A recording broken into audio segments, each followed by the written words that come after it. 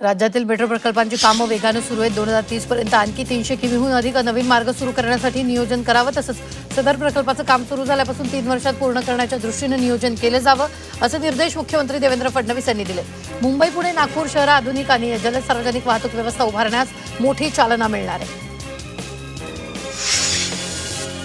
कर्जत प्रादेशिक कृषी संशोधन केंद्रात विधानसभा अध्यक्ष राहुल नार्वेकर यांनी भात लागवड केली आहे. मुंबईतील शालेय विद्यार्थ्यांची कर्जत संशोधन केंद्रात कृषी पर्यटन सहल होती. यावेळी नार्वेकरांनी विद्यार्थ्यांची भेट घेऊन संवाद साधला.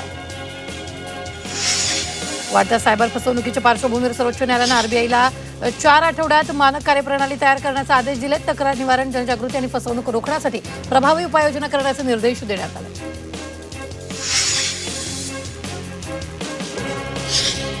तुमच्या वाहनांचा थर्ड पार्टी इन्शुरन्स नसेल तर तुम्हाला इंधन मिळणार नाही. सुप्रीम कोर्टाने याबाबत महत्त्वाचा निर्णय घेतलाय. देशातील रस्त्यांवर विमाशिवाय धावणाऱ्या लाखो वाहनांची संख्या कमी करण्यासाठी सुप्रीम कोर्टाने उपाययोजना प्रस्तावित केल्या.